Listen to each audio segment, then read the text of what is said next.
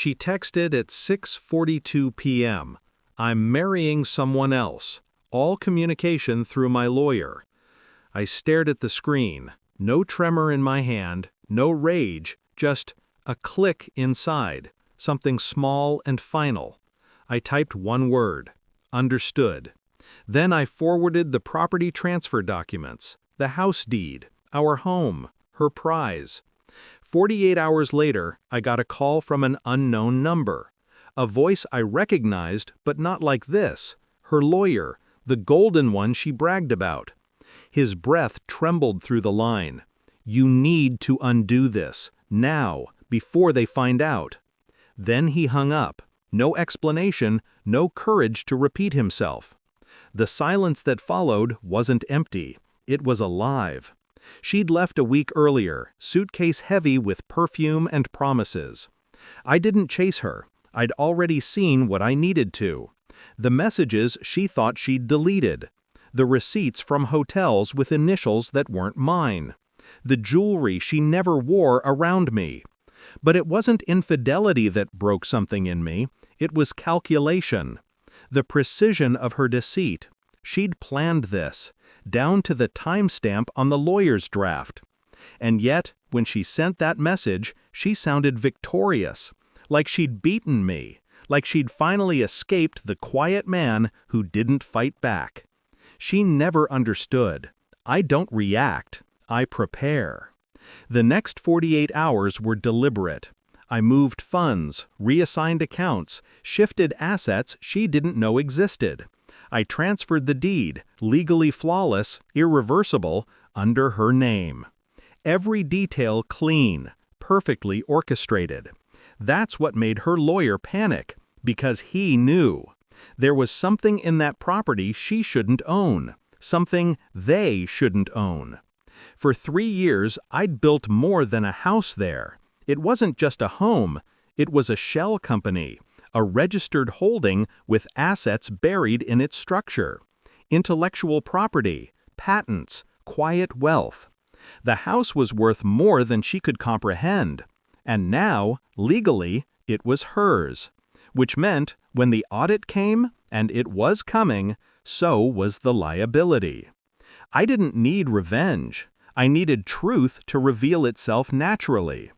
I watched the days unfold from a distance. Her posts shifted, smiling photos, diamond ring, champagne on marble floors. The man beside her didn't know he was standing on a landmine. The call came from her lawyer again, 2 days later. This time, no pretense, no arrogance, just panic. You need to take the house back, please. There's a problem with the trust. If they... He stopped, realized what he was admitting. They'll trace it back to her, I said. Silence. Then a weak, yes. I let that sink in. The sound of his breath breaking. The quiet humiliation in his tone. She didn't tell you, I said, did she? Tell me what? Whose name the assets were under? He swore under his breath, begged for a meeting. I declined.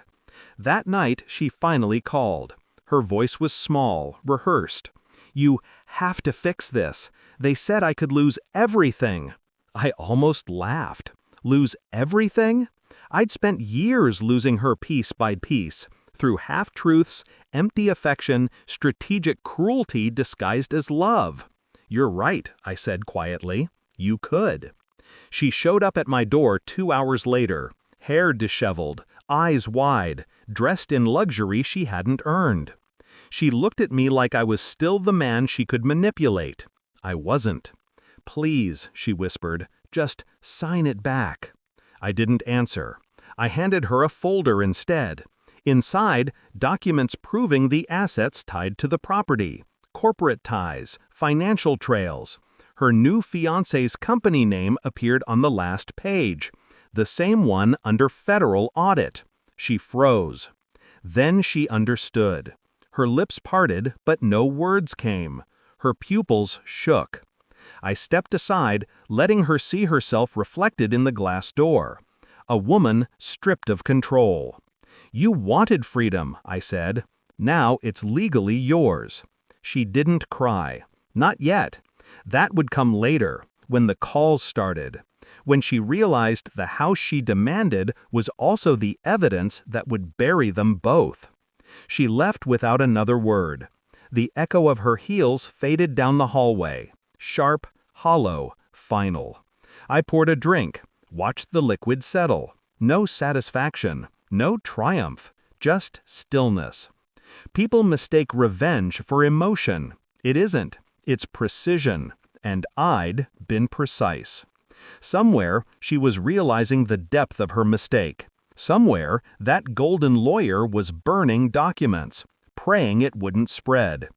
As for me, I had nothing left to lose, because she'd already taken everything that mattered. All I did was return it, evenly, perfectly, before they found out.